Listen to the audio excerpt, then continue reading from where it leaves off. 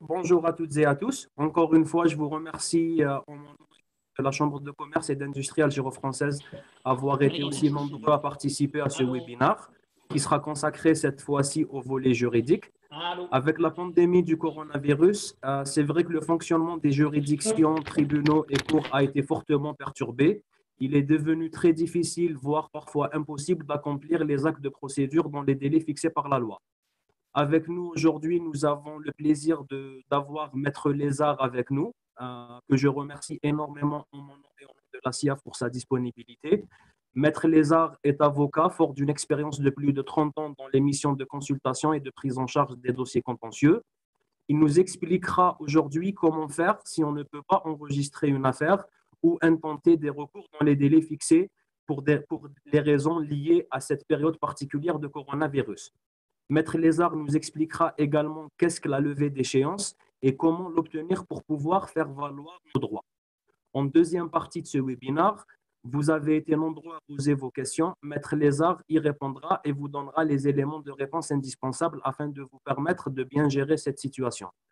Je rappelle encore une fois pour ceux qui viennent de nous rejoindre, pour ceux qui n'ont pas eu encore l'occasion de poser leurs questions lors de l'inscription, il est possible de le faire sur la rubrique Q&R en bas de votre écran. Sans plus attendre, je cède la parole à Maître Lézard, que je remercie encore une fois pour sa disponibilité.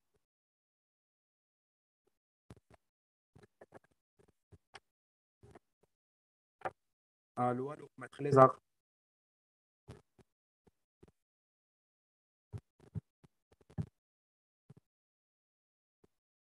Petit problème technique, juste le temps que Maître Lézard nous rejoigne.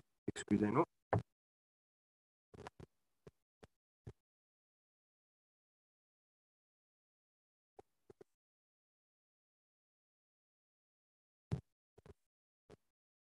On s'excuse, petit problème technique. On patiente juste quelques secondes avec la qualité de l'Internet, juste le temps que Maître Lézard nous rejoigne. On vous remercie pour ces questions. On les a bien reçues.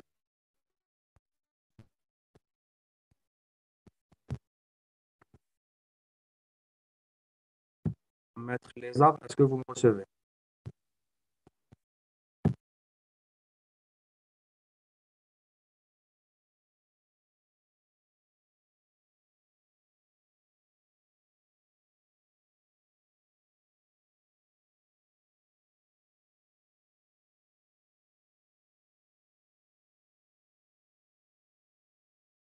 Allô? Oui, maître. Vous nous recevez, maître?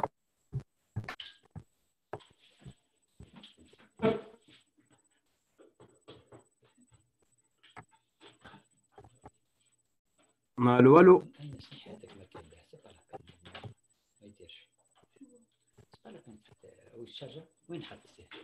On vous reçoit, maître.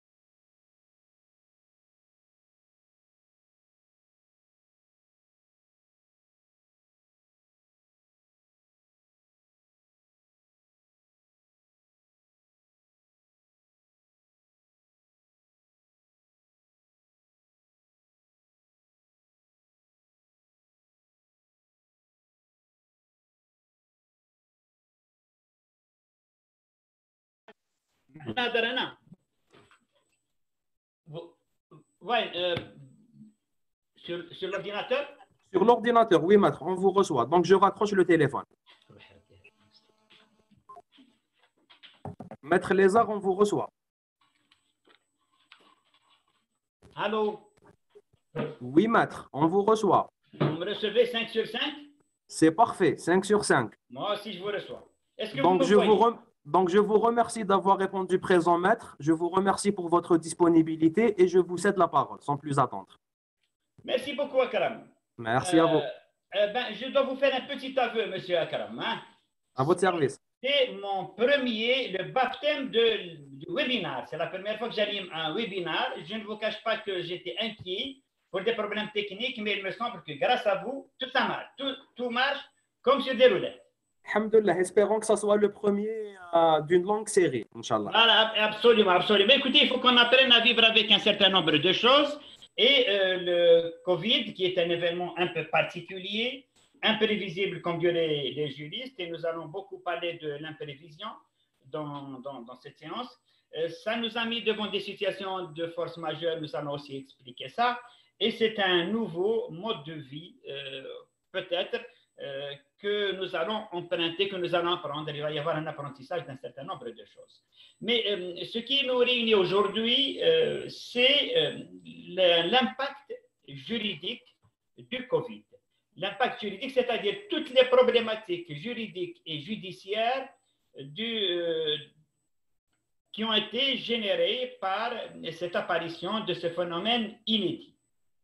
Alors, l'impact juridique et judiciaire, les deux sont des termes qui sont différents. Je dois vous dire qu'en droit, deux mots en deux sens. L'impact judiciaire, parce que nous allons commencer par lui, mais nous allons commencer par lui pour l'évacuer assez rapidement, c'est toutes les conséquences que connaît la vie judiciaire, c'est-à-dire la vie des tribunaux, en raison du Covid. Un certain nombre de choses, un certain nombre de mesures ont été prises. Je commence d'abord par vous dérouler le plan de ma communication. Nous allons commencer par d'abord présenter d'une façon générale comment le Covid va impacter la vie juridique et judiciaire. Nous allons commencer par entrer dans le détail dans la vie judiciaire, comment celle-ci s'est trouvée complètement remodelée, et quid, qu'est-ce qui va se passer si cette situation-là perdure. Et nous allons passer ensuite à l'impact ou les conséquences économiques, notamment sur les contrats qui sont passés par les entreprises. Dans tout le pays, le Covid s'est manifesté ou a eu les conséquences suivantes. D'abord, c'est le ralentissement de la vie. Toute notre vie s'est trouvée ralentie. On ne peut plus bouger comme on veut, on ne peut pas continuer à travailler comme on a l'habitude de le faire, et un certain nombre de choses subissent soit un blocage, soit un ralentissement. Il y a aussi un réaménagement. C'est un réaménagement de la vie des tribunaux. On commence à se familiariser davantage, par exemple, avec les procès à distance, des sortes de web procès. Ce sont des personnes, des détenus qu'on ne peut pas déplacer pour participer à leur audience, mais qui, bien sûr, pour des raisons aussi bien juridiques que pratiques, doivent participer à leur audience. Donc, on les fait, les détenus restent en prison, leurs avocats et les témoins sont devant le juge, et c'est un procès mi-réel, mi-virtuel auquel on assiste. Et il y a parfois un blocage d'un certain nombre de choses. Sur le plan judiciaire, il y a eu de grands problèmes sont en train de couver et vont se poser une fois que nous reprendrons à la vie normale. La vie des tribunaux a été impactée par un communiqué du ministère de la Justice qui a été publié le 16 mars 2003. Le ministère de la Justice a décidé d'une façon assez pertinente et assez appropriée d'aménager, pour éviter la propagation du virus, d'aménager le fonctionnement des juridictions. Le premier, il faut qu'on distingue, pardon, ce communiqué du ministère de la Justice est à diviser en deux parties, si vous voulez. La première est relative à ce qu'on appelle les juridictions pénales. Les juridictions pénales, c'est tout le procès pénal, aussi bien au niveau des audiences. Le ministère de la Justice a dû décider de la suspension des audiences pénales à l'exception des détenus programmés. Et les entreprises aussi qui participent aussi peuvent voir peuvent être impliqués dans des procès pénals, soit en tant impliqués d'une façon ou d'une autre. Il se pourrait que les entreprises, et notamment ceux qui participent avec nous actuellement, soient impliqués dans des procès en tant que partie civile. Il se pourrait aussi qu'ils aient aussi leur cadre ou leur personnel en prison et qu'ils soient donc d'une façon ou d'une autre impliqués. Donc, toutes les audiences pénales ont été suspendues à l'exception des détenus programmés. Et ensuite, on a décidé aussi d'une restriction au strict minimum de l'instruction et des phases d'instruction, notamment pour les détenus. Et ce, pour éviter, parce que vous savez que la détention préventive, c'est-à-dire le détenu en phase d'instruction, obéit à des délais qui sont assez stricts et qu'on ne peut pas maintenir un détenu en détention préventive plus qu'une certaine période. Ce sont donc des périodes qui, des cas où les tribunaux continueront à fonctionner normalement. Nous arrivons maintenant au deuxième aspect, ce sont les activités ou ce qu'on appelle les procès civils, c'est-à-dire devant les juridictions civiles. Nous avons les juridictions commerciales, nous avons aussi les juridictions civiles proprement dites, les juridictions foncières, les contentieux bancaires. Et les entreprises qui participent avec nous, j'en suis sûr, ont un service contentieux qui est en train de prendre en charge aussi des procès d'une façon ou d'une autre, soit en tant que demandeur, soit en tant que défendeur. Alors, il faut qu'on sache qu'au niveau des tribunaux, le ministère a décidé de suspendre toutes les audiences. Donc, c'est une sorte de blocage de tous les procès civils qui se trouvent actuellement en suspens, à l'exception des référés. Les référés, ce sont les affaires de l'urgence. Au niveau des cours d'appel, Monsieur Tobar, vous m'entendez? Monsieur Tobar, maître. Ah, donc je continue. Très bien.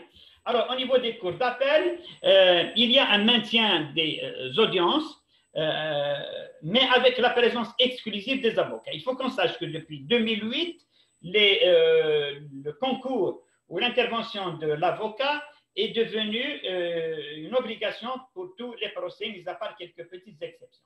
Donc, on peut dire qu'au niveau des cours, selon le communiqué du ministère de la Justice, tout continuera à fonctionner normalement. Mais sur le plan pratique, ce n'est pas le cas. Parce que aussi bien les magistrats qui siègent au niveau des cours, que les avocats, que les parties, que les greffiers subissent les retombées du confinement général. Il y a maintenant le couvre-feu, on ne peut pas se déplacer d'une façon ordinaire.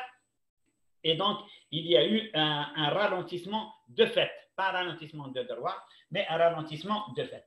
Enfin, et un troisième aspect, et là, c'est ce qui est aussi une grande préoccupation, c'est le fonctionnement des greffes. Les greffes, c'est les différentes, ce sont les services administratifs des cours.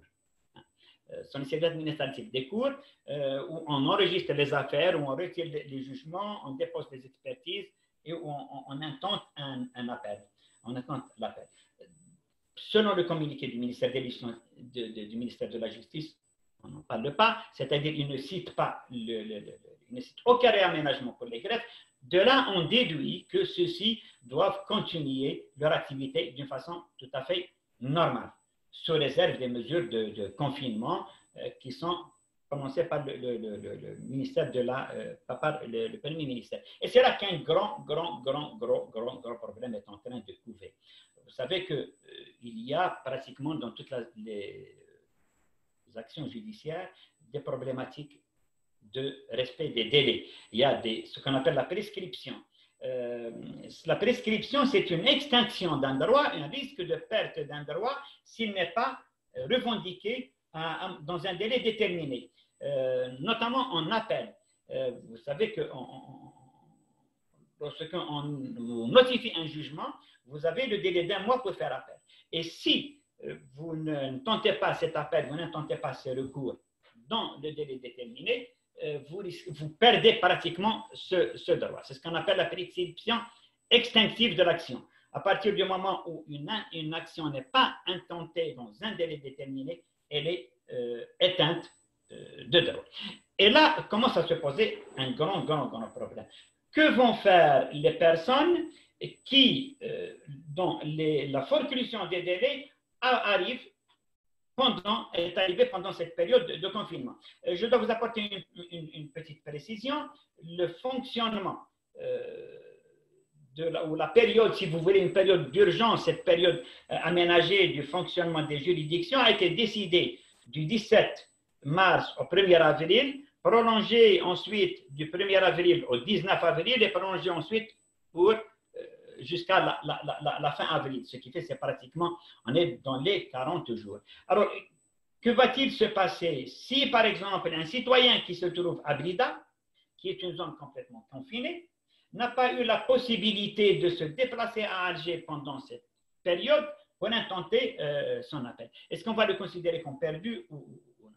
Le législateur algérien a prévu, tout comme les autres législateurs du monde, a prévu une issue de secours. Ce sont les cas pour éviter, si vous voulez, pour que dans des cas particuliers, des personnes qui n'ont pas pu intenter un appel ou enregistrer une action pendant cette période puissent quand même le faire. C'est la procédure de levée d'échéance. La levée d'échéance signifie qu'on va s'adresser au président de la juridiction en question, c'est-à-dire président du tribunal ou président des cours, pour lui expliquer qu'en raison d'une force majeure, nous n'avons pas pu intenter cette action dans les délais. Et c'est au président de la cour, ce que je vais dire est très important, président de la cour ou président du tribunal, qui va accorder ou refuser cette levée d'échéance. Ça veut dire accorder, ça veut dire qu'il a une large marge d'appréciation, il a une compétence discrétionnaire pour accorder la levée d'échéance et dire oui, intentez votre action, inscrivez votre appel même en dehors des délais, ou il va la refuser. Et ce qui est aussi très, très important, et je dirais aussi un peu qui accentue l'inquiétude, c'est que cette ordonnance n'est pas susceptible de recours. Il faut que le président de la Cour l'accorde dès le premier, c'est-à-dire que le fait qu'il l'accorde, on ne peut pas, si vous voulez, intenter un recours contre éventuellement un refus. Ça veut dire que beaucoup de droits risquent d'être pratiquement bloqués. Nous aurions souhaité, mais ça n'a pas été fait, que le ministre apporte quelques précisions sur ce point-là. Mais il me semble que dans son esprit, et il a quelque part, il a sans doute raison, il a laissé, si vous voulez, le fonctionnement normal du droit ordinaire. Il a laissé la libre application de l'article 322 et un peu laissé la situation à l'appréciation discrétionnaire du président de cour et du tribunal pour accorder ou refuser la levée d'échéance. C'est à la fois une bonne et une mauvaise chose. Oui. Oui, Akram, vous m'entendez? On vous reçoit, maître, on vous reçoit. Très bien, je continue. Alors, donc, le ministre a préféré ne pas s'ingérer dans cette question. Il n'a donné aucune orientation. Il laisse la question au président des juridictions d'accorder ou de refuser. Il faut dire que les bâtonnats, notamment le bâtonnat d'Alger, a pris une initiative a décidé de prendre, si vous voulez, de prendre la tâche, de saisir le ministère pour obtenir cette levée d'échéance. Il faudra qu'on attende un peu que les choses se décantent pour voir où on est cette démarche et quelle forme elle va prendre. Bon, ceci pour le côté judiciaire, l'impact judiciaire du Covid.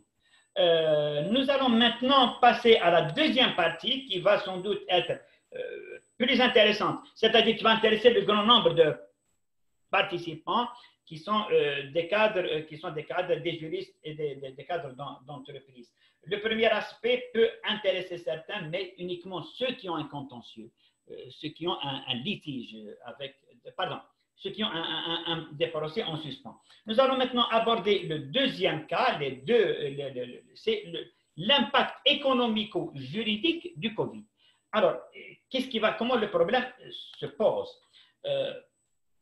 Pendant cette durée du Covid, pratiquement, ça fait un mois et 10 jours, la vie économique l'activité de toutes les entreprises, de toutes les institutions, s'est trouvée affectée, s'est trouvée impactée, ralentie, comme on dirait, suspendue, aménagée. Et les entreprises sont interdépendantes. Ça veut dire qu'une entreprise qui est en train de fonctionner normalement, une entreprise de construction, fonctionne normalement grâce à une entreprise qui lui livre le matériau de construction. Avec une entreprise qui lui transporte ces matériaux de construction, avec des travailleurs. Et si les travailleurs ne peuvent pas se déplacer, si on ne peut plus lui ramener le matériau de construction, si les entreprises de transport public ne peuvent plus lui transporter ses manœuvres, ça veut dire que son activité va se trouver soit ralentie, soit suspendue. Et c'est ainsi que pratiquement tous les contrats, et j'ai déjà pris connaissance des questions qui ont été posées, et je dois vous dire qu'à chaque fois qu'on y réfléchit, on se rend compte que le Covid est une situation inédite qui est en train de poser des problèmes inédits auxquels on ne s'est jamais attendu. Alors, je vais d'abord vous exposer l'impact juridico-contractuel ou l'impact du Covid dans la vie contractuelle et les activités contractuelles des entreprises, et nous passerons ensuite au cas pratique. Alors, pour donner ces deux cas, pour bien expliquer la situation, je dois vous dire que le secteur économique, le secteur de l'activité économique, va se diviser ou se subdiviser en deux parties. Le premier, c'est le secteur économique. Pardon. Alors, le premier, c'est le secteur économique, public et privé. Alors, ce secteur-là est constitué par les entreprises privées, mais aussi les entreprises publiques économiques qui sont soumises au Code de commerce et au Code civil. C'est les entreprises publiques économiques qui sont des entreprises à capitaux publics, mais qui sont soumises au droit privé. Leur activité est gérée et régie d'abord par leurs contrats eux-mêmes, mais aussi par les dispositions à la fois du Code de commerce et les dispositions du Code civil. La deuxième catégorie juridique est constituée par les marchés publics, où les entreprises ou les institutions publiques qui sont impliquées dans des marchés publics. Et les problématiques pour l'un et pour l'autre sont totalement différentes. Vous me recevez, Akram? Akram? 5 sur 5, Matt. Tout se passe bien, très bien. Parfait. Alors, nous allons commencer par la première catégorie. Par la première catégorie des contrats, ce sont les contrats des entreprises publiques économiques et catégorie des entreprises publiques économiques qui vont connaître. Je dois d'abord vous préciser, excusez-moi, que les problématiques qui vont se poser pour les uns et pour les autres, c'est-à-dire pour le secteur économique, pour les entreprises soumises au Code civil et au Code commerce, et celles qui sont soumises au Code des marchés publics, les mêmes problèmes vont se poser. Sauf que les réponses vont être fondamentalement différentes. Alors, je continue et je rappelle d'abord que les entreprises qui sont soumises au Code de commerce sont les entreprises privées et les entreprises publiques, économiques, sociétés nationales, entreprises, etc., etc. La deuxième catégorie, ce sont les marchés publics, c'est-à-dire c'est les institutions publiques qui sont en relation contractuelle avec des entreprises qui peuvent être aussi publiques ou privées. Donc, la perturbation de l'exécution des obligations contractuelles des uns et des autres sera la même, mais avec des réponses différentes. Alors, nous allons commencer donc par les première catégorie, et notamment les entreprises publiques économiques ou les entreprises privées qui sont soumises au Code des marchés publics. Que vont-ils faire et comment, si vous voulez, vont-ils gérer leur situation? Ils sont soumis à des obligations découlant de contrats qu'ils ont acceptés. Ils ont accepté les engagements qui doivent exister, qui doivent exécuter de la meilleure des façons possible, mais il se trouve qu'en raison de cette situation imprévue, ils ne pourront plus le faire. Et nous avons d'autre part les autres parties contractantes qui se trouvent aussi soumises au même problème, d'une façon ou d'une autre.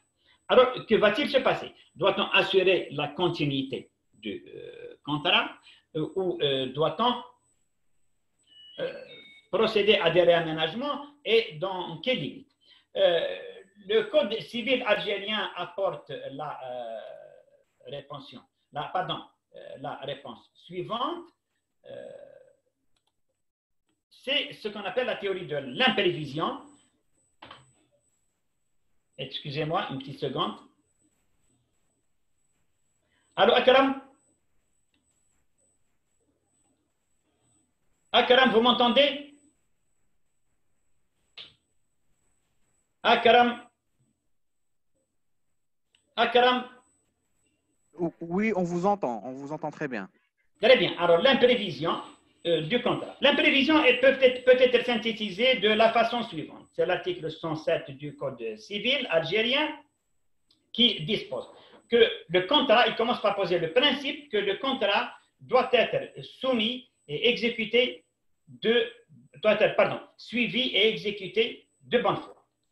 Mais si, pendant l'exécution du contrat, des événements imprévisibles, inattendus, présentant le caractère d'irrésistibilité et de généralité, va empêcher une partie ou l'autre d'exécuter ses obligations, ou bien va faire de sorte que la situation, que nous soyons devant un bouleversement de l'économie des contrats. C'est-à-dire que si l'obligation de l'une des parties, sans devenir impossible, devient excessivement onéreuse. Alors là, il faut que j'insiste sur un point. Nous ne sommes pas devant une impossibilité d'exécution du contrat, mais si nous sommes devant une situation où une des personnes va éprouver de grandes difficultés sans avoir une contrepartie pour continuer l'exécution de son contrat. Nous sommes en quelque sorte, nous nous trouvons dans une injustice contractuelle. À ce moment-là, les deux parties doivent soit se rencontrer ensemble pour revoir leur contrat, soit, excusez-moi, Akram, un petit moment. Akram. Oui, on vous Akram, un petit moment, il y a juste un petit problème technique. À votre service, maître.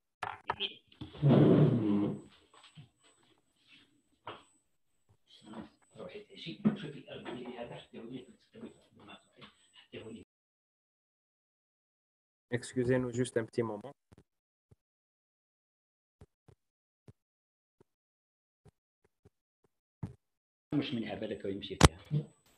Allô? C'est bon, maître, c'est OK? C'est bon. Merci. Voilà, c'est très bien. Alors, je continue. Akram, donc la période si. Alors, une seconde.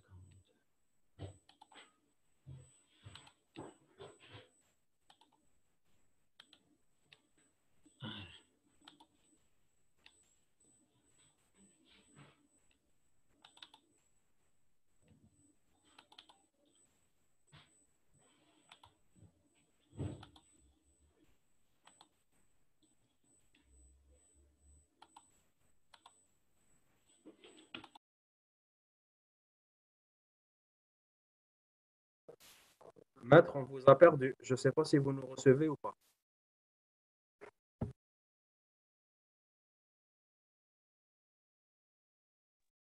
C'est Ahmed, tu nous reçois de ton côté, s'il te plaît?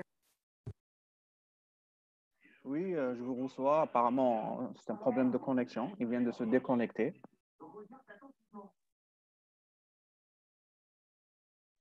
Excusez-nous pour ce petit problème technique. Nous allons essayer de rétablir la connexion et revenir vers vous. Je vous remercie pour les questions que vous êtes en train de poser. Alors, au fait, nous sommes en train de les noter et à la fin de chaque et à la fin de l'intervention de Maître Lézard, il va apporter des éléments de réponse.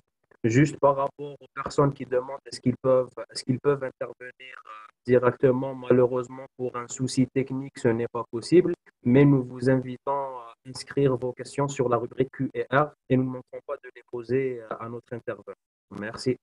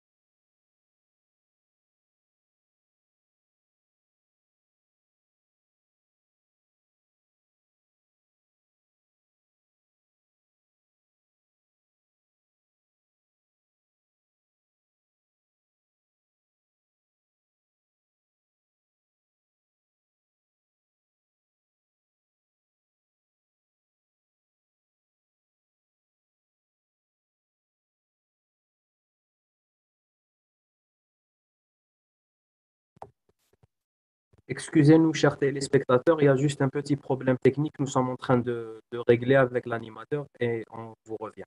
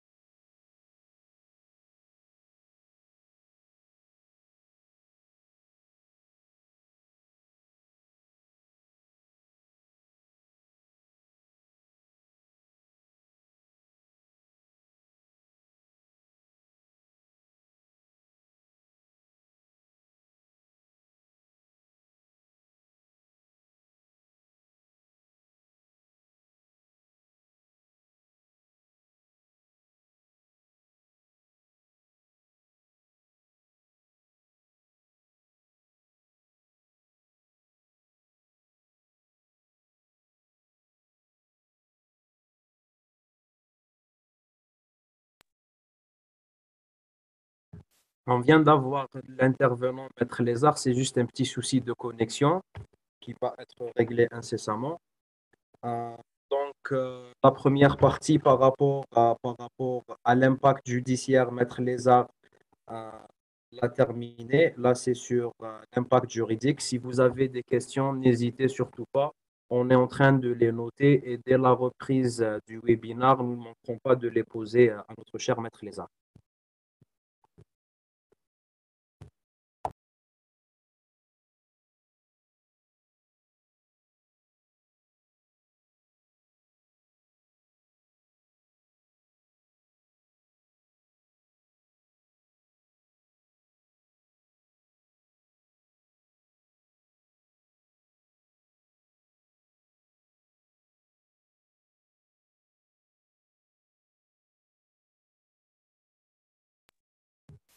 Maître Lézard qui vient de se reconnecter.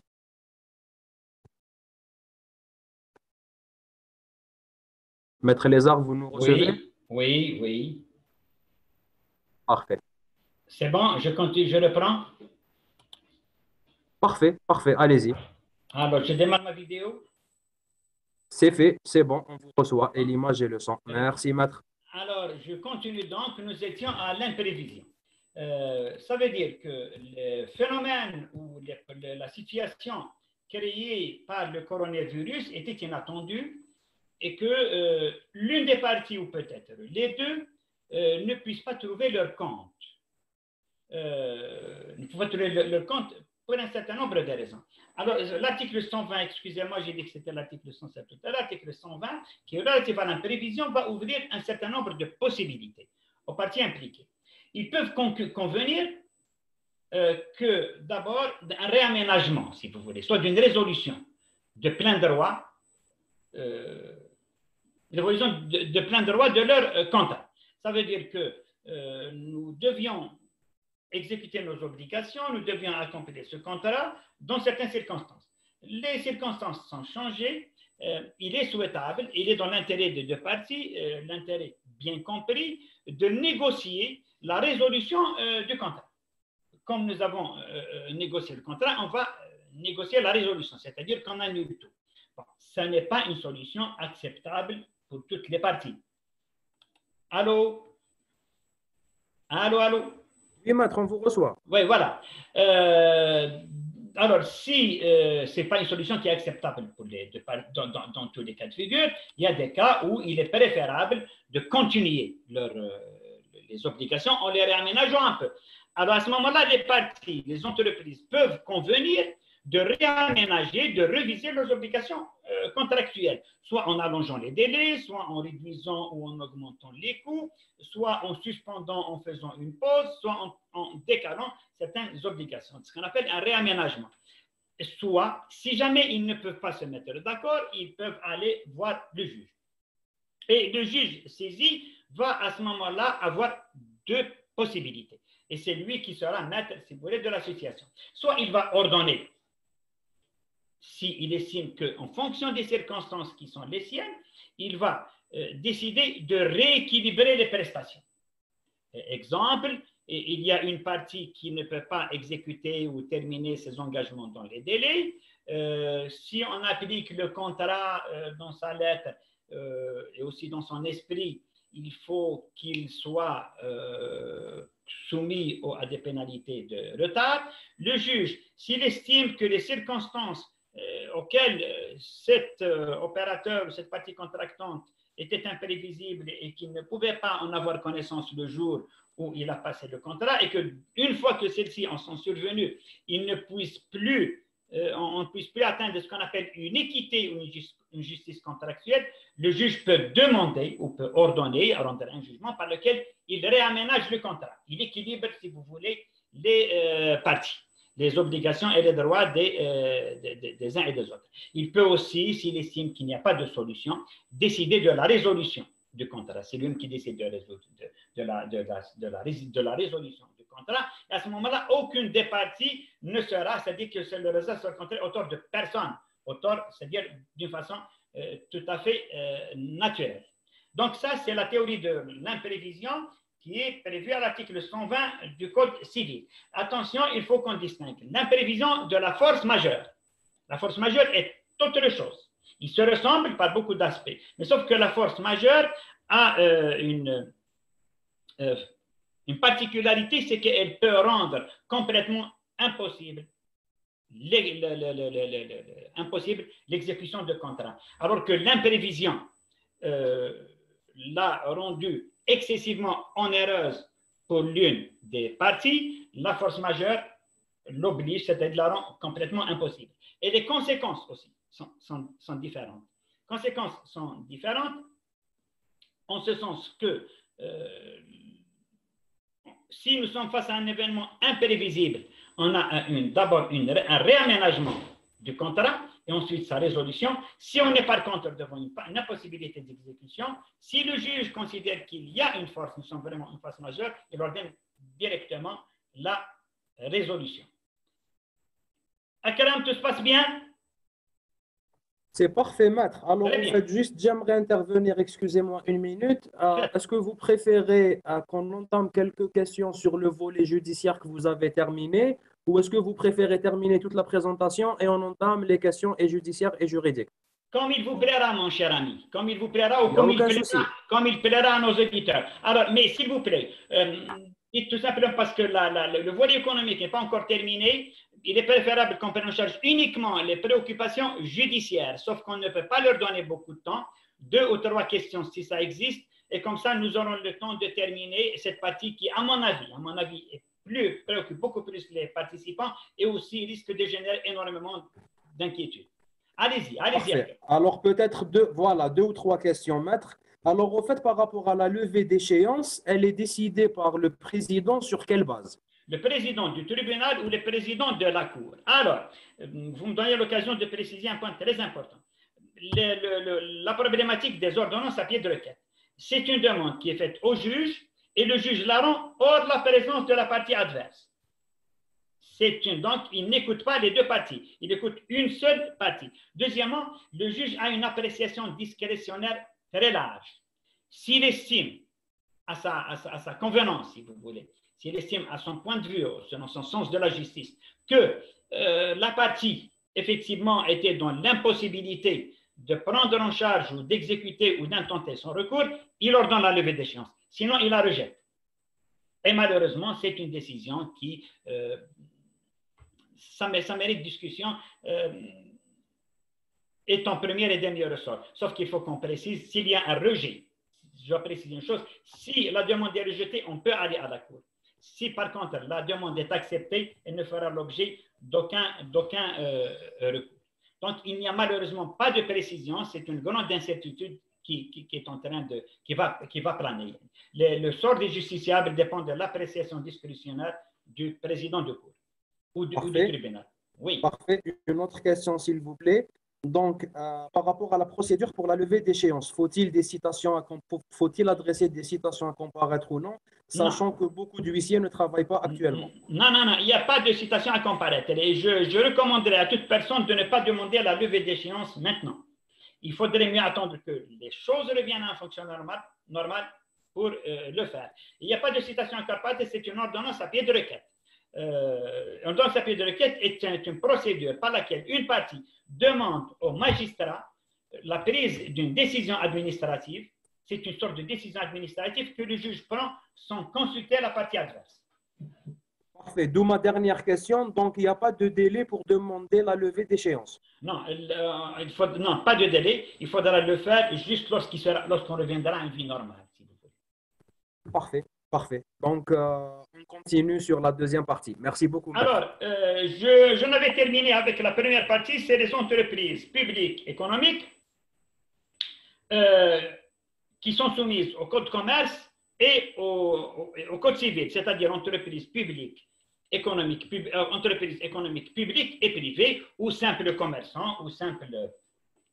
Nous arrivons maintenant à une problématique un peu plus complexe. Un peu plus complexe, c'est les marchés publics. Et je dirais complexe parce que les enjeux sont très importants. Ça, c'est le premier élément. Les enjeux sont souvent très importants. On sait bien que les marchés publics ont des enjeux plus importants que parfois les marchés privés. Que les marchés privés. La deuxième, c'est que alors que dans les marchés privés, si vous voulez, sur le droit privé, les 2 parties sont entièrement libres de convenir de l'aménagement de leur contrat. Ils peuvent les refuser, ils peuvent les réviser, les résilier, etc., ou les aménager. Dans les marchés publics, les choses ne sont pas tout à fait les mêmes. La situation n'est pas tout à fait la même. Aussi bien la partie, si vous voulez, le service contractant qui est l'institution publique impliquée, c'est-à-dire la wilaya, le ministère ou les institutions publiques soumises au code des marchés publics, que les autres, c'est-à-dire les opérateurs économiques qui travaillent, notamment, les deux sont liés par une législation assez rigoureuse. Un des aspects qui est sans doute préoccupant, mais qui n'est pas le seul, hein, on est en train d'oublier d'autres. La première préoccupation qui a un peu préoccupé tout le monde et à laquelle le Premier ministre a réagi d'une façon, à mon humble avis, partielle, pardon, un avis partiel parce qu'il n'était qu'une partie du problème, c'est les pénalités de retard. On va commencer par en parler et nous abordons ensuite, nous donnons aussi d'autres exemples d'impact très important, très grave, très lourd du Covid sur ces marchés publics. Alors, c'est la partie, comme on a parlé, c'est comme on en a. Ce que je vous dis, c'est la première partie, c'est les pénalités financières, qui n'est, je le dis, je le répète, qu'un aspect du problème. Alors, c'est l'article 147 du Code des marchés publics qui précise que les dispositions contractuelles, que un contrat de marché public doit toujours préciser les pénalités à appliquer au cas où l'opérateur économique, n'exécute pas son obligation dans les délais prévus. On doit prévoir donc aussi bien dans le cahier des charges que dans le contrat de marché public on doit préciser les modalités d'application ou d'exemption des pénalités de retard. Or, les pénalités contractuelles applicables aux partenaires co-contractants, en vertu des clauses du marché, sont déduites du paiement à intervenir dans les conditions et modalités prévues dans leur marché. Ça veut dire que si on doit payer, si un maître de l'ouvrage, une entreprise doit réaliser un ouvrage dans une année, et si par le fait du Covid qui est maintenant à son un mois, nous sommes pratiquement actuellement à un mois et une semaine, on ne sait pas encore combien cela va durer, et il faudra aussi prévoir une période de latence, c'est-à-dire que lorsque la situation, la dynamique économique reprendra, il faudra attendre une période qui sera plus ou moins longue, en attendant que les choses se remettent en place, pour que les uns et les autres puissent revenir à leurs obligations. Donc, ça fait déjà 1 mois et demi de retard. Si on est arrivé à, par exemple, à 6 mois, un retard, par exemple, de 3 mois, l'opérateur économique qui devait être payé à un montant X va se trouver payé à un montant X moins 1, qui peut être plus ou moins important en fonction de la période et en fonction du montant du marché. Sans oublier que cet opérateur économique lui-même va subir un certain nombre de surcoûts parce qu'il va payer les travailleurs, il va payer davantage de frais à la CNAS, davantage de frais aux banques, etc., etc. Donc, imaginez le grave préjudice auquel il sera soumis. Et ce préjudice exponentiel va être tel que, il me semble, hein, c'est une évaluation que je fais comme ça, comme on dirait, grosso modo. Il me semble que beaucoup d'opérateurs vont trouver plus intéressant pour eux, sur le plan économique, d'abandonner carrément leur projet plutôt que d'avoir à subir toutes les conséquences. C'est-à-dire, plutôt que de continuer dans des conditions qui ne sont pas acceptables. Alors, comme on dit, les pénalités contractuelles sont déduites, comme je vous l'ai dit, des paiements. Le Code des marchés publics a prévu aussi une issue de sortie. Une issue de sortie qui est intéressante, mais qui est difficile à mettre en œuvre. C'est que le service contractant, le maître de l'ouvrage, c'est-à-dire l'institution publique, peut éventuellement, lorsqu'il estime approprié, dispenser des pénalités de retard dispenser le paiement ou l'application des pénalités de retard lorsqu'il estime que ce retard n'est pas imputable au service contractant. Il y en a beaucoup qui vont me dire, mais à ce moment-là, le problème est réglé.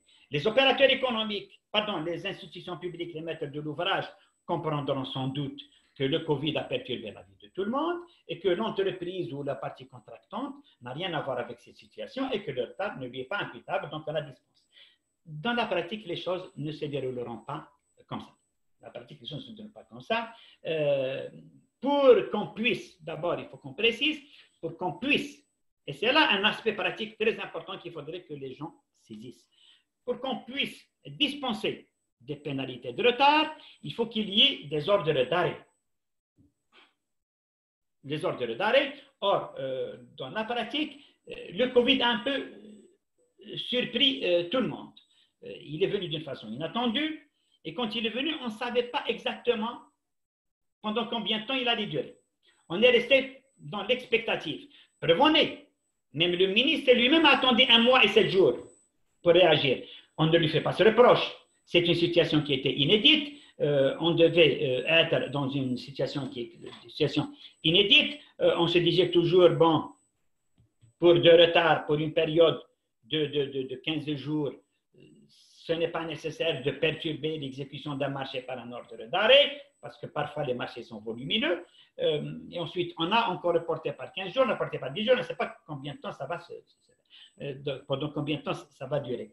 Or, les opérateurs économiques, si vous voulez, ou les services contractants, n'ont pas eu le réflexe, ce n'est pas un reproche que je fais, c'est un constat, n'ont pas eu le réflexe de déclencher directement le processus d'ordre d'arrêt, ou l'ordre d'arrêt des prestations. Le deuxième problème, c'est que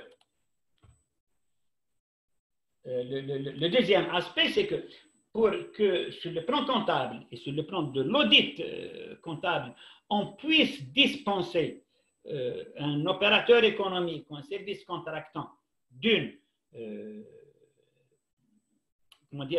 d'une pénalité de retard et qu'on puisse le justifier sur le plan comptable vis-à-vis des structures de contrôle, il faut présenter cet ordre d'arrêt de service et l'ordre de reprise pour qu'on constate, pour qu'on déduise cette période-là de la période de décompte. Or, à partir du moment où les opérateurs économiques, pardon, les services contractants n'ont pas déposé, si vous voulez, ou n'ont pas rédigé ou élaboré cet ordre d'arrêt dans les délais déterminés, qu'ils ne l'ont pas notifié à l'opérateur économique, ils ne pourront pas, à mon avis, déduire cette période. Ils ne peuvent pas élaborer maintenant aussi. Ça me semble assez délicat d'élaborer des ordres d'arrêt et de reprise de service d'une façon rétroactive. La situation, à mon avis, va être extrêmement complexe. Nous ne serons plus, à mon avis, dans une situation qui sera réglée par des ordres d'arrêt ou de service, mais à mon avis par des avenants. Je suis en train de donner des avis comme ça à partir d'une observation de ce qui est en train de se passer. Je ne prétends pas que c'est exactement comme cela, mais je sais que pour certains cas, à mon avis, ça devra être pris en charge sur le plan des formalités, non pas par un ordre d'arrêt parce qu'il est trop tard pour le faire, ni ordre de reprise, parce qu'un ordre de reprise ne vient que s'il y a un ordre d'arrêt. Or, la situation s'arrête depuis pratiquement 1 mois. Si ça s'arrête depuis pratiquement 1 mois, on ne peut pas maintenant élaborer pratiquement un arrêt d'ordre de service. Il faut dire aussi que les services contractants ou les institutions publiques hésitent toujours devant des ordres d'arrêt de service. Ils préfèrent à ralentir un peu et s'arranger avec l'opérateur économique plutôt que d'avoir à s'engager. Parce qu'un ordre d'arrêt de service a une conséquence très importante, c'est qu'il arrête le décompte des pénalités de retard. Alors souvent, on règle parfois les problèmes de façon informelle. Alors, dans les deux cas, qu'il y ait un ordre d'arrêt ou de service et d'arrêt, la dispense des pénalités de retard donne lieu à l'établissement d'un certificat administratif. Et pour rédiger ce certificat administratif, le responsable ou le gestionnaire d'une institution publique, le responsable d'un marché public, le maître de l'ouvrage, notamment quand c'est un maître de l'ouvrage d'une institution publique, hésite toujours à donner ce document, parce qu'il ne peut le donner que sur la base d'un ordre de service, pardon, d'un ordre d'arrêt et d'un ordre de service qui a été régulièrement délivré. La situation, à mon avis, risque d'être assez complexe. Il faut que je précise aussi que la dispense des pénalités de retard, lorsqu'elle est faite d'une façon irrégulière ou non fondée, expose le gestionnaire public à une responsabilité pénale inévitable. Il y a un article du Code pénal qui le dit. Clairement, le fait de dispenser un opérateur économique des pénalités d'une façon irrégulière engage la responsabilité pénale du responsable de l'institution publique et qui s'expose à une peine de prison assez lourde. Alors, on revient maintenant à une question que beaucoup sont en train de se poser. Elle est relative à la note du Premier ministre qui est venu prendre en charge, entre guillemets, je mets prendre en charge cette situation. Je dois vous dire une chose, il ne faut pas trop se fier, parce qu'il y a eu beaucoup de communiqués de presse qui ont été, d'articles de presse qui ont repris le contenu ou cette décision du Premier ministre, décision que je mets entre guillemets, parce que ce n'en est pas une, au sens où le Premier ministre n'a pas élaboré une nouvelle règle. Il a tout simplement rappelé l'existence d'une ancienne, ce qui ne s'appelle pas, à mon avis, une prise en charge du problème. Donc, je vais vous reproduire ici le texte de communiqué tel qu'il a été diffusé sur le site du ministère. Hein. Il parle sur le site du ministère, donc il n'y a aucune intervention de ma part. Ni de la part d'un quelconque commentateur de presse. Alors, il parle de la suspension de cet article, de l'article 120 du Code des marchés publics, parle d'abord de l'application des pénalités de retard et il en parle aussi de la suspension de l'application des pénalités de retard de l'application des pénalités de retard sur la réalisation des travaux et prestations. C'est l'instruction du Premier ministre. Alors, les marchés qui sont concernés ici, ce sont uniquement les travaux et les prestations. Cela veut dire que l'intervention ou le communiqué ou la note du Premier ministre ne s'applique pas au marché de fourniture. On ne sait pas aussi si elle s'applique aux études, parce que les études sont parfois intégrées ou considérées comme des prestations. Et enfin, il ne donne pas de réponse à ce qu'on appelle des marchés mixtes, qui sont un peu de réalisation des travaux, un peu d'études et un peu de fourniture. Et il y en a. Donc, en restreignant, le Premier ministre a circonscrit sa note uniquement aux travaux et aux prestations, marché de travaux et de prestations. Et avec ça, ceci étant, il n'apporte qu'une réponse partielle au problème. Les entreprises donc, se trouvant dans l'impossibilité de la réalisation des travaux et prestations prévus, en principe, devraient, en application du décret présidentiel, être soumises à des pénalités de retard. Mais le Premier ministre a rappelé quand même, tout simplement, il s'est limité à rappeler les dispositions du décret en question, c'est l'article 147, qui suspend les délais contractuels et la non-application des pénalités financières de retard dans la limite des ordres d'arrêt et de reprise des services pris en conséquence par les services contractants. C'est tout ce que dit la note du Premier ministre. C'est tout simplement, il a rappelé les alinéas du Code des marchés publics relatifs à la mise en œuvre des pénalités de retard et aussi à la suspension des délais contractuels. À mon avis, c'est une non-réponse à une situation qui est extrêmement grave.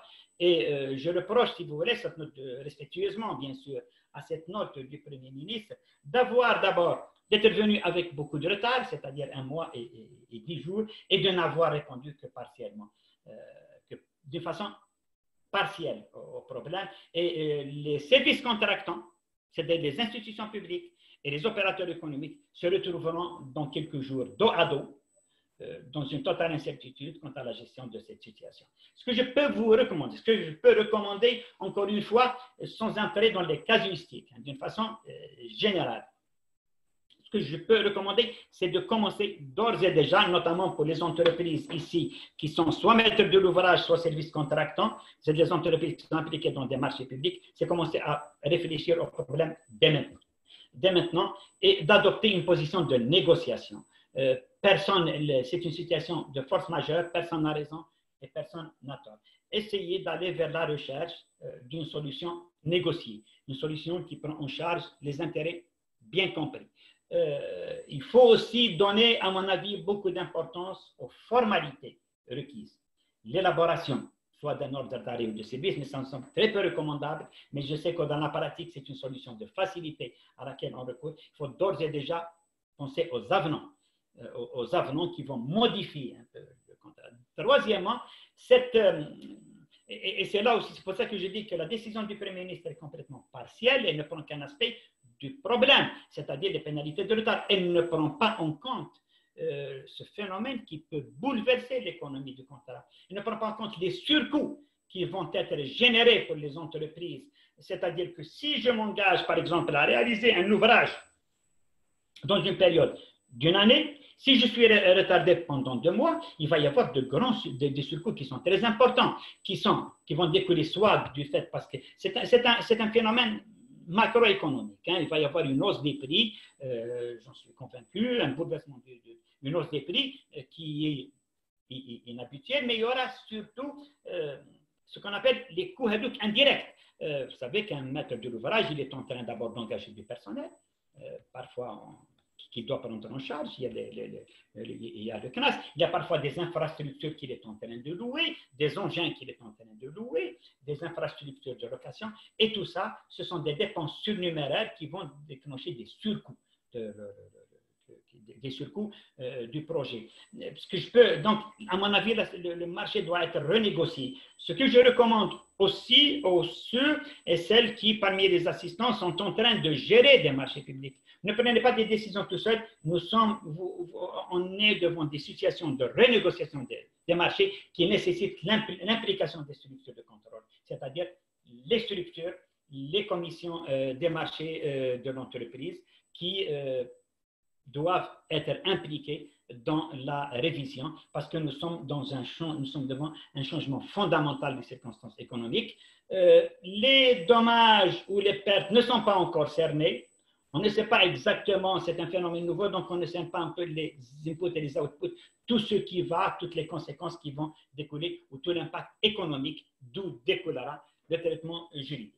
Alors, ainsi s'achève ma courte prestation et nous allons maintenant nous engager dans le processus des questions-réponses. À vous la parole, M. Akram.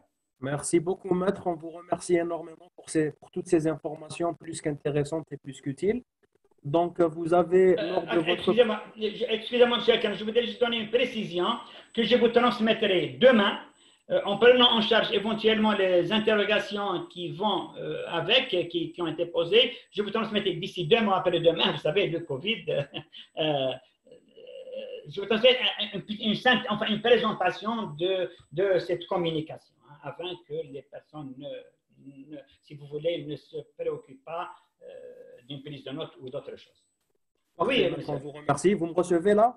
Je vous reçois 5 sur 5. Parfait. Donc, vous avez répondu déjà à plusieurs questions qui ont été posées lors de votre présentation. Donc, juste peut-être faire un peu le tour d'une manière assez rapide. Alors, au fait, si l'ODS, vous avez abordé le point de l'ODS qui a été notifié avant ou après. Alors, au fait, on a la mesure du Premier ministre qui parle de date de publication du décret. Mais si l'ODS a été notifié après le 21 mars, qu'en est-il? Franchement, franchement, ça m'étonne. Hein, ça m'étonne qu'il y ait l'ODS qui a été notifié le 21 mars. Mais toujours été. Si jamais il y a un ODS qui a été notifié après le 21 mars, ça veut dire que celui qui l'a élaboré est au courant de tous les problèmes du Covid. Donc, on n'est plus dans une situation imprévisible. La situation imprévisible est une situation qui était inconnue le jour où on a signé le contrat, où on a pris l'acte juridique. On a pris l'acte juridique. Donc, si ça a été pris avant le 21 mars, ça veut dire que l'opérateur ou le service contractant a intégré dans ses prévisions ou dans ses évaluations tout ce phénomène-là. Il ne peut plus demander la révision en tant qu'élément imprévisible ou en tant que force majeure. Parfait, maître, c'est OK. Pour le cas de force majeure, justement, est-ce qu'on peut demander une prolongation sur la durée d'exécution du contrat?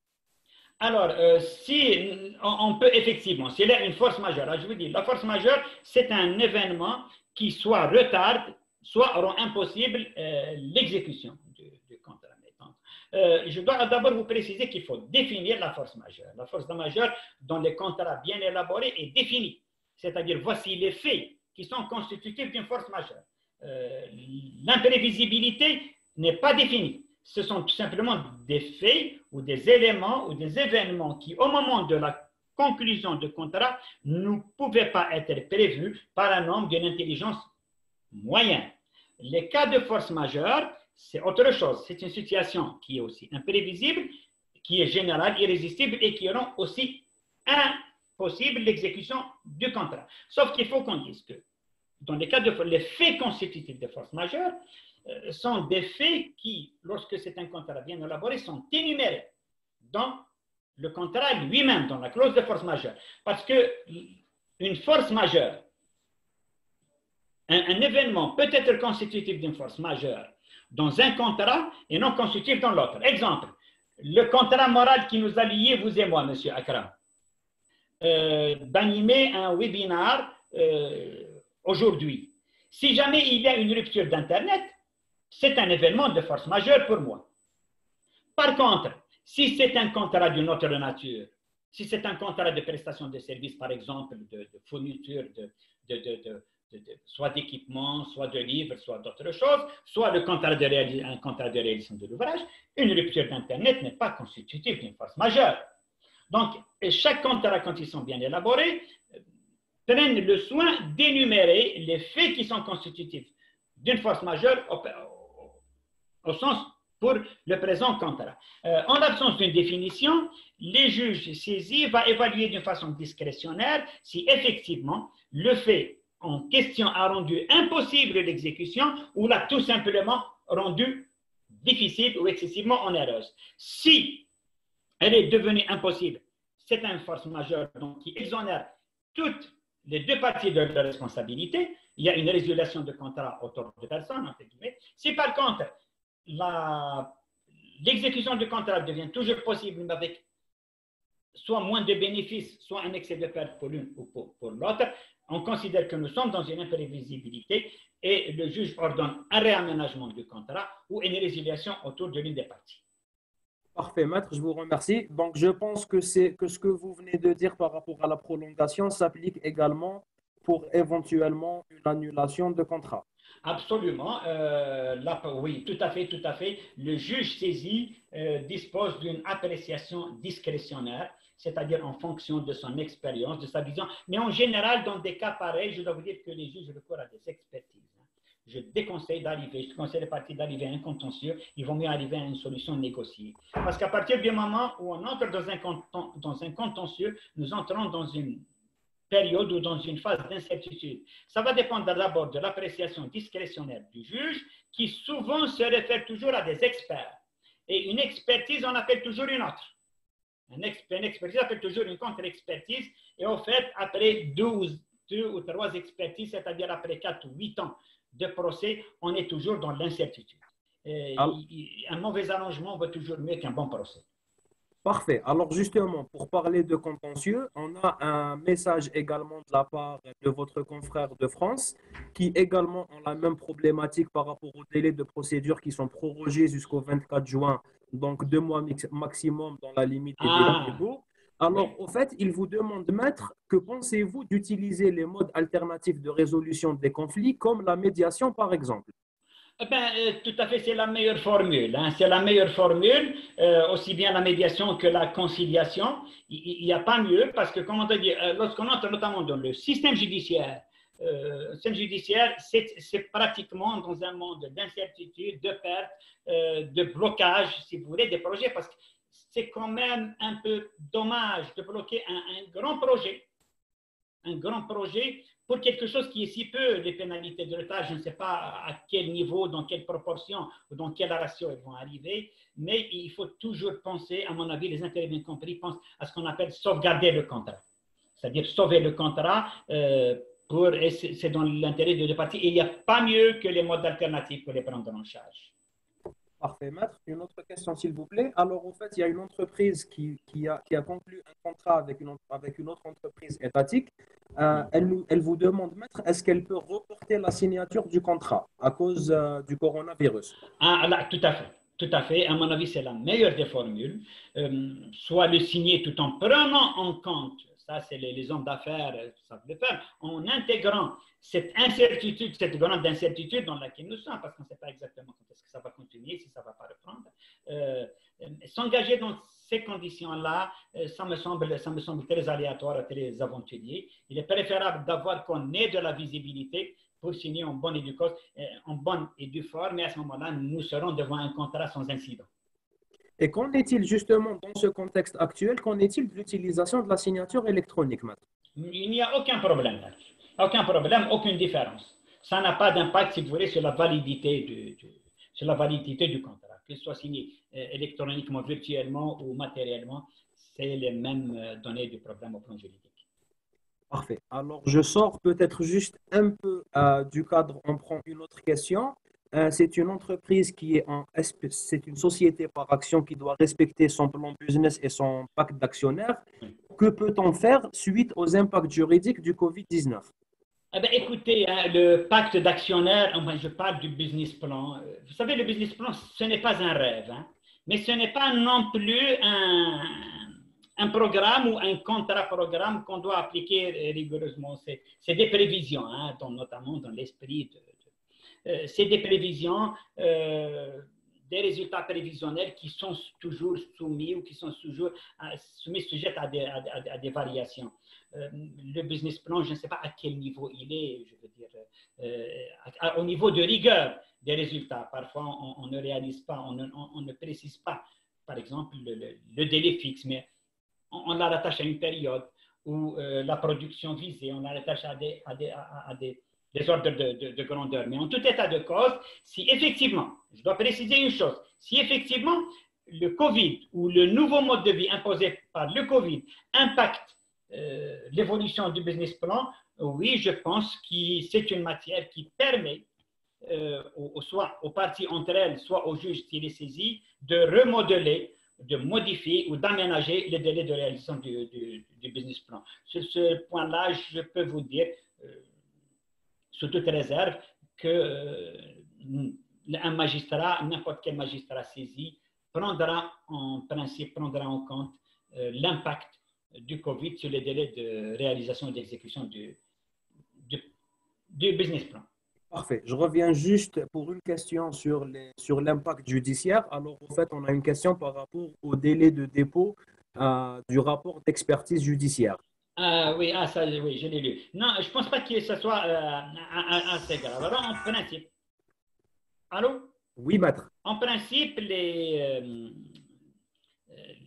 toutes les activités liées au greffe, dépôt de mémoire, dépôt de rapport d'expertise, dépôt de dossier, devaient en principe fonctionner normalement. Selon, je reviens moi à la circulaire du ministre, du ministre de la Justice, pas du Premier ministre. Oui, mais sur le plan pratique, le tribunal s'est trouvé impacté par ce qui s'est passé à l'extérieur.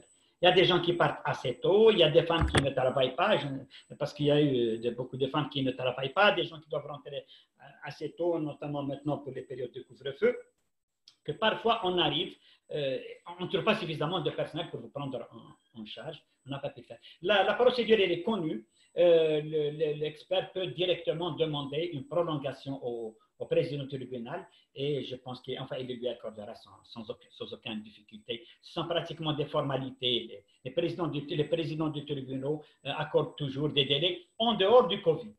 Alors maintenant, avec le Covid, je pense qu'il l'accorde assez. Moi, c'est une simple démarche qui doit être faite au niveau des présidents du tribunal. Parfait. Une autre question, s'il vous plaît, maître, par rapport à l'OTS. Alors, en fait, c'est une entreprise qui a un marché avec une entreprise étatique, donc on parle de marché public. Ils ont demandé un arrêt de l'ordre de service depuis plus de 2 mois, mais ils n'ont reçu aucune réponse. Et l'entreprise ne le donne pas. C'est une pratique connue de Que faut-il faire? Écoutez, vous savez, y a-t-il une recette magique? Magique, oui, écoutez.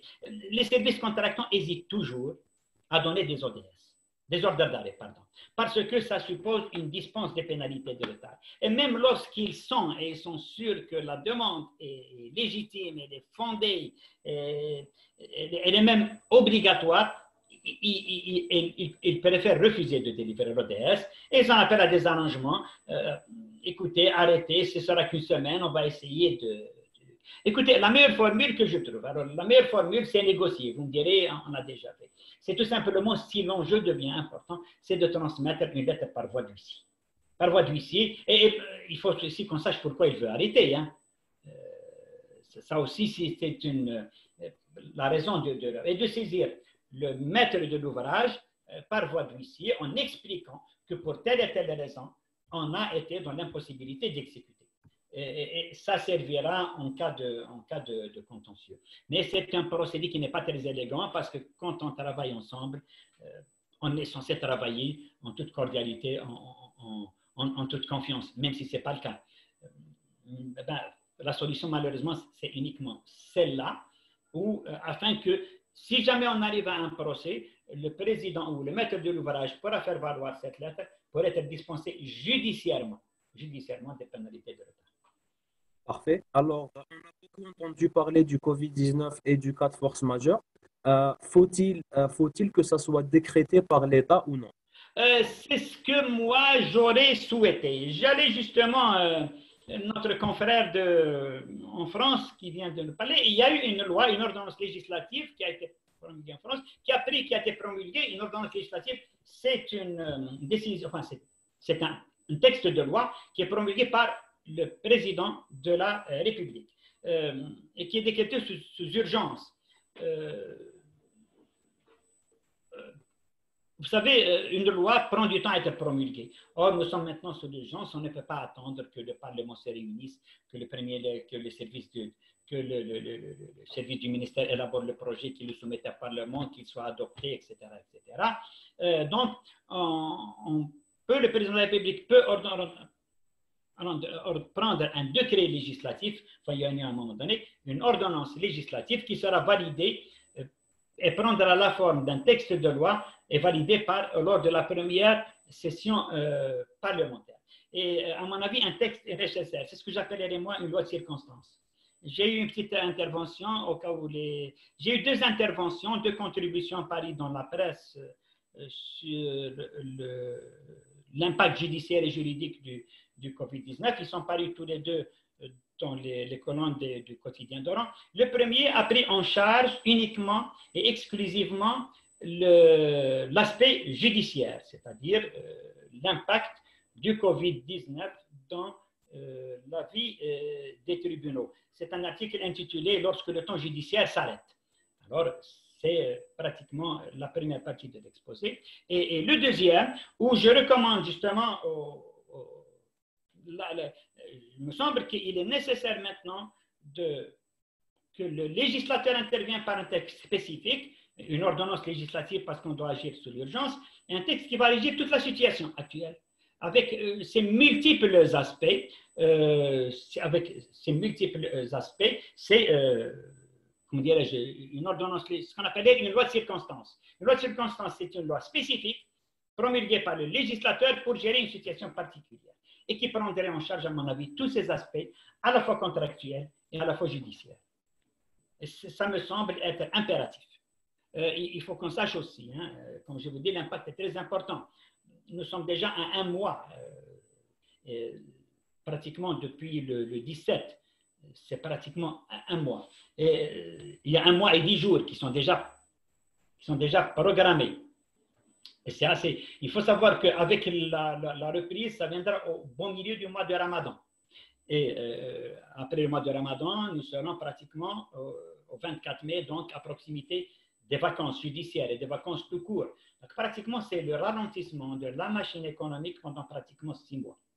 Donc les conséquences vont être très importantes et il faudrait qu'on y réfléchisse. Il faut que les opérateurs économiques, les parties contractantes, réfléchissent. Il faut que les associations patronales se mêlent du problème pour trouver des solutions cohérentes, pour ne pas laisser les parties contractantes dans un litige qui mettront énormément de temps à régler. Il faudrait qu'on intervienne, soit par des sortes de pactes sociaux. Imaginez pour une entreprise qui emploie 200 travailleurs, qui sera obligée de payer leur salaire durant cette période de latence. Aussi bien cette période du coronavirus que celle du Ramadan, que celle de l'Aïd, ça va être vraiment très lourd à supporter. Et si les travailleurs se maintiennent, si vous voulez, à leur revendication d'application du contrat dans toute sa rigueur, je pense que les employeurs vont être obligés d'aller à des positions cardinales, c'est-à-dire tout simplement un dépôt de bilan. Donc, il serait intéressant qu'il y ait une sorte de pacte social, qu'il y ait un gentleman agreement, un pacte social entre employeurs et opérateurs, entre fournisseurs et aussi services contractants, toutes les parties contractantes, pour traiter cette situation-là d'une façon négociée. Parfait. Juste une dernière question, maître, s'il vous plaît, par rapport également aux contrats commerciaux et aux cas de force majeure. Alors, au fait, si le contrat commercial comporte un article, l'article relatif à la force majeure, mais qui est en contradiction avec l'article 107 du Code civil. Oui. Qu'en est-il? Excusez-moi, reprenez votre question. Alors, 107... Un contrat commercial, maître, dans l'article relatif à la force majeure, prévoit entre autres le caractère d'irrésistibilité, et qui est en contradiction avec l'article 107 du Code civil algérien, qui ne prévoit pas ce caractère. C'est-à-dire, en fait, vous êtes en train de me dire qu'un contrat énumère un fait qui ne figure pas dans la loi. Oui, qui n'est pas en contradiction, mais qui est différent. D'accord, je comprends votre question. Alors là, le contrat fait la loi des parties. À partir du moment où ce fait est énuméré dans la liste des faits constitutifs de la force majeure dans le contrat, il sera considéré comme fait de force majeure, quand bien même il ne réunit pas les caractéristiques fixées par la loi. Le contrat fait la loi du parti, la loi des parties. Très bien, parfait. Et voilà, il fait la loi des parties et il supplée, si vous voulez, la loi. On a perdu Maître Lézard. C'est Ahmed, est-ce que tu nous reçois, s'il te plaît?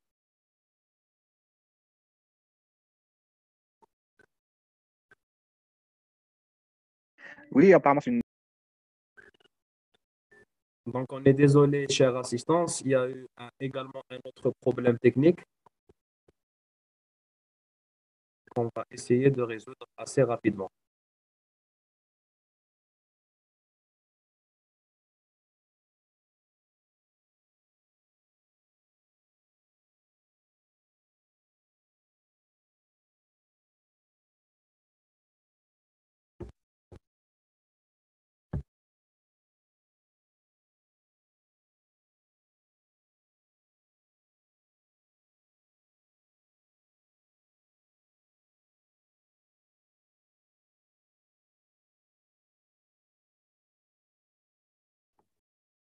Donc, juste quelques minutes, le temps que Maître Lézard revienne pour terminer cette question. Si vous avez également d'autres questions, il nous reste encore quelques minutes, donc n'hésitez pas. Pour les gens qui sont venus en retard et qui n'ont pas pu visionner la totalité, nous faisons des retours sur nos webinars. Il y en a eu déjà 3 webinars, 2 consacrés à la ressource humaine. Le premier, un webinar RH qui parlait de travail, de chômage technique et de congé pour essayer de démêler un peu le congé exceptionnel, le congé annuel, le reliquat de congé est déjà disponible sur nos réseaux sociaux, sur nos pages Facebook et LinkedIn. Le deuxième juridique sur les contrats commerciaux également. Allô, Akram. On reprend Maître Lézard. Parfait, Maître. Très bien. Donc, oui, Maître, je vous reçois. Oui, je disais donc qu'en cas de différence entre ou de non-complémentarité entre une disposition contractuelle et le texte de loi, c'est la disposition contractuelle qui prévaut. Parfait. Voilà. Alors, juste une dernière question par rapport également à la désignation des experts et des délais, maître, en cette période de pandémie. Oui. ça pose pas de problème par rapport à la fermeture des juridictions. Alors, en principe, on continue à enrôler les affaires, à les inscrire, sauf que les audiences se ralentissent. Au niveau des tribunaux, ça ne fonctionne pas. Au niveau des cours, ça fonctionne en présence uniquement des avocats. Parfait. Vous saisissez? Parfait. Juste une dernière question, excusez-moi.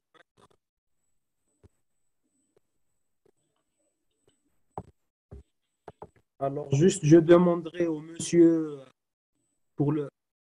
par rapport à la question qu'on n'a pas posée, si c'est possible juste de la reposer. Laquelle? Non, justement, monsieur qui est participant, qui nous a dit qu'on a omis la question. Donc, si c'est possible juste de la reposer juste avant la fin, justement. Laquelle? Mais je ne sais pas. Vous avez posé une question, monsieur? Non, justement, je ne l'ai pas reçu. Je ne voulais pas poser, c'est pour ça. Donc, on attend juste une minute, maître. Alors, dans cette situation, oui, maître, une dernière question, s'il vous plaît, avant la fin, encore 2 minutes. Dans cette situation exceptionnelle où la force majeure pourrait impacter les deux parties du contrat, serait-il tenable juridiquement qu'un fournisseur, par exemple, puisse invoquer la force majeure pour justifier son incapacité de livrer et en même temps réfuter le délai de paiement demandé par sa contrepartie, toujours par rapport au cas de force majeure? Oui, écoutez, ça veut dire, si je comprends bien, c'est un fournisseur qui n'est pas capable je ne sais pas si on peut, qui n'est pas capable de livrer, mais qui a trouvé un prétexte dans cette force majeure. C'est ça. Dans cet événement, c'est ça. Qui essaye de se cacher derrière le cas de force majeure. Oui, ça me semble, c'est comme dirait l'autre, de bonne guerre. Hein. De bonne guerre. De toutes les façons, qu'il aurait les moyens ou qu'il ne les aurait pas, il n'aurait pas pu fournir. Même s'il avait les moyens, il n'aurait pas pu fournir. À mon avis, notre ami qui vient de poser la question risque d'aller dans ce que j'appellerais moi un mauvais procès ou un faux procès. C'est-à-dire de dire qu'en fait, il est dans l'incapacité parce que, par exemple, il n'a pas la marchandise en question et que la force majeure n'est qu'un mauvais prétexte. Oui, ça peut se tenir, mais de toute façon, je pense qu'un magistrat qui est saisi, à mon avis, acceptera, si vous voulez, de considérer que la force majeure a bloqué l'exécution de l'obligation et qu'il est souhaitable de négocier. À mon avis, il est plutôt souhaitable de négocier, ou plutôt d'attendre que la force majeure disparaisse pour redemander ou renvoyer une mise en demeure à ce fournisseur pour exécuter son obligation. Et si jamais il ne le fait pas, ça veut dire que c'est son incapacité inexcusable qui est en cause. Parfait. On vous remercie, maître.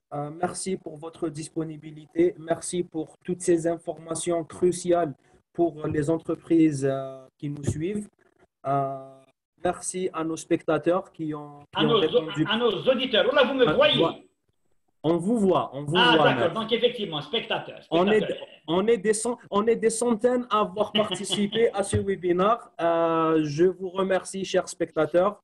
Alors, juste Maître Lézard, par rapport aux documents que vous avez par rapport à la présentation, il y a moyen de la communiquer par la suite? Absolument, absolument, mais je voudrais intégrer les questions qui ont été posées, les réponses à certaines questions qui ont été posées. Je vous la transmettrai d'ici 2 ou 3 jours, maximum. Parfait. Merci à vous tous. En tous les cas, n'hésitez pas, chers spectateurs, à nous faire part de vos impressions, soit sur notre adresse mail cciaf@cciaf.org ou en suivant nos actualités sur les réseaux sociaux, LinkedIn, Facebook, Twitter. On est en train de programmer un prochain webinaire, donc restez connectés. Nous ne manquerons pas de vous tenir au courant. Merci beaucoup, Maître Lézard. Au revoir, ça a été un plaisir. Plaisir partagé. Merci beaucoup et à bientôt. Au revoir.